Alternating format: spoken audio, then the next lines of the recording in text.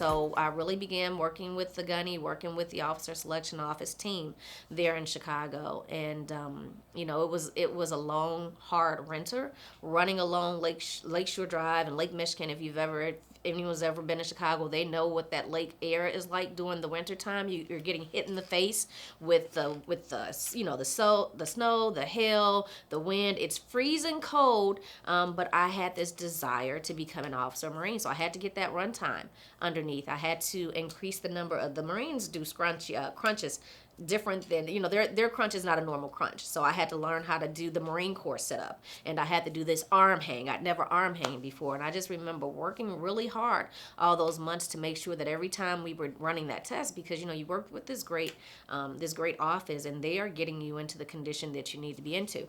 And then when it came time to actually submit my application, they told me my application didn't look good.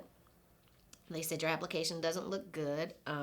There's some things on there that we just don't think it's going to get accepted if we submit it the way it is.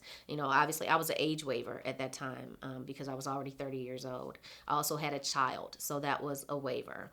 I also had a tattoo, which a lot of people don't know about, but that was a waiver. So I had all these things that were against me that weren't gonna allow me to go into the Marine Corps, but what I had was a desire to become an officer of Marines.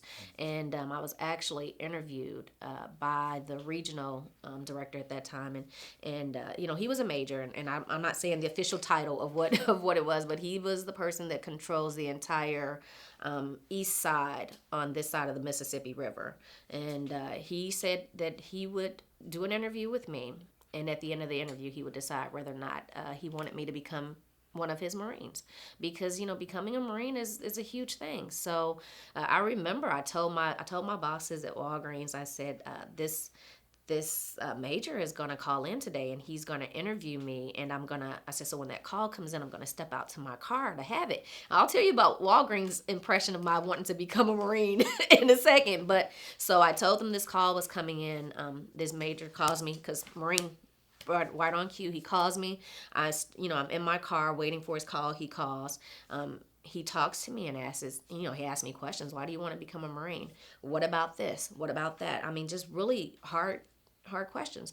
And when the phone call, was ending, he said to me, looking at you on paper, you're not someone that I would have ever chosen for our Marine Corps. He said, but just speaking to you, hearing your passion, hearing your desire, I'm gonna do something. Normally I just sign, it and give my signature on the paper and say, yes or no.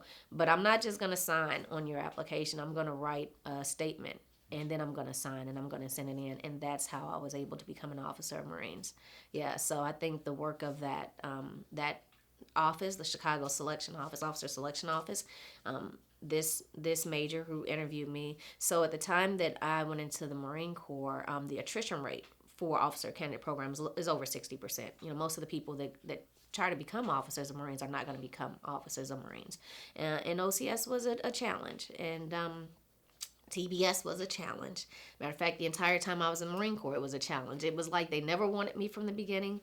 Everything along the way let me know that they never wanted me. But at the end of the day, I earned my title. I am a United States Marine.